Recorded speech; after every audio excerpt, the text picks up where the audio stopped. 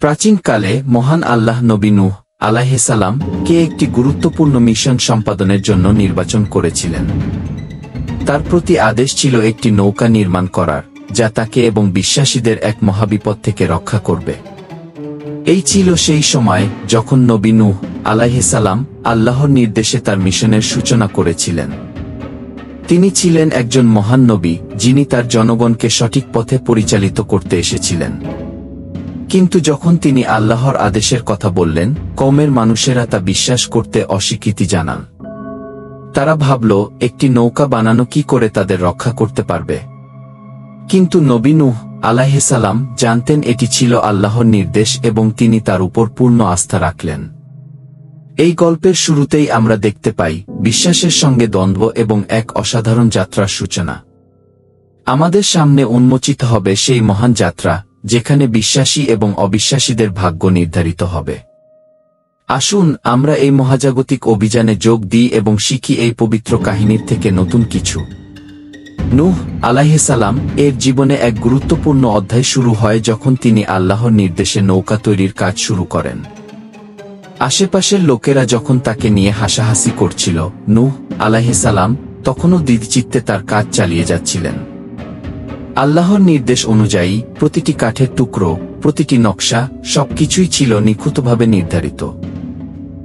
লোকেরা যখন তার এই কর্মযজ্ঞকে অবজ্ঞা করছিল, তখন নূহ আলাইহিস সালাম ছিলেন আল্লাহর প্রতি সম্পূর্ণ বিশ্বাসী।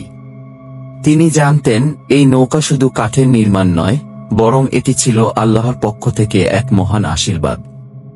নূহ আলাইহিস সালাম এর এই নির্মাণ কাজ ছিল একটি বিশাল চ্যালেঞ্জ। তার দৃঢ়তা এবং ধৈর্যের কারণে তিনি আল্লাহর আদেশ পালন করতে সক্ষম হয়েছিলেন। এভাবেই নূহ আলাইহিস সালাম এবং তার অনুসারীরা ভবিষ্যতের জন্য প্রস্তুতি নিচ্ছিলেন। পরবর্তী অংশে আমরা জানব কিভাবে আল্লাহর প্রতিশ্রুতি পূর্ণ হবে এবং প্রলয়ঙ্করী বন্যা আসবে। নৌকা সম্পূর্ণ হওয়ার সাথে সাথে আকাশ কালো হয়ে উঠল। এটা ছিল সেই মুহূর্ত যখন আল্লাহর প্রতিশ্রুত বান আসার সময়। নূহ আলাইহিস সালাম এবং যারা তার উপর বিশ্বাস করেছিল, তারা সবাই নৌকায় উঠল। তাদের বিশ্বাস তাদের নিরাপদ আশ্রয়ের দিকে নিয়ে গেল।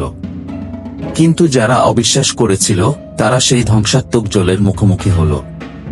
কিয়ামতের মতো সেই বন্যা, যা সমস্ত অবিশ্বাসীদের গ্রাস করেছিল। আল্লাহর এই মহাপ্রলয় ছিল একটি সতর্কতা, একটি শিক্ষা। যারা আল্লাহর নির্দেশ অমান্য করেছিল, তাদের জন্য এর পরিণতি ছিল ভয়াবহ। এই বন্যা কেবল একটি প্রাকৃতিক দুর্যোগ ছিল না, বরং এটি ছিল একটি ঐশী সিদ্ধান্তের প্রতিফলন। নূহ আলাইহিস সালাম এবং তার অনুসারীরা সেই সময়ের সাক্ষী ছিলেন যখন আল্লাহর প্রতিজ্ঞা পূর্ণ হয়েছিল। তাদের নৌকা নিরাপদে বয়ে নিয়ে গেল তাদের নতুন এক পৃথিবীর দিকে। এই গল্পটি আমাদের শেখায় আল্লাহর ইচ্ছার প্রতি বিশ্বাস এবং আনুগত্যের মূল্য।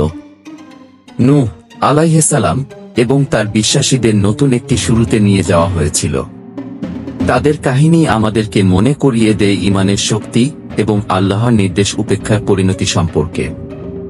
যখনই আমরা এই কাহিনীটি স্মরণ করি, আমরা নূহ আলাইহিস সালাম এর ধৈর্য এবং দৃঢ়তা দেখতে পাই, যা তাকে আল্লাহর প্রতিশ্রুতির পূর্ণতা দেখতে সাহায্য করেছিল। নূহ আলাইহিস সালাম এবং তার সাথে যারা ছিলেন, তারা আল্লাহর প্রতি অবিচল বিশ্বাস এবং আনুগত্যের মাধ্যমে বেঁচে গিয়েছিল। এই কাহিনী আমাদের শেখায় যে আল্লাহর ইচ্ছার উপর বিশ্বাস রাখা এবং তার নির্দেশ পালন করার মধ্যে একটি গভীর শিক্ষা লুকিয়ে রয়েছে। নূহ এর এই গল্প আমাদের মনে করিয়ে দেয় যে বিশ্বাস এবং আল্লাহর নির্দেশের প্রতি আনুগত্য আমাদেরকে বিপদের সময় রক্ষা করতে পারে।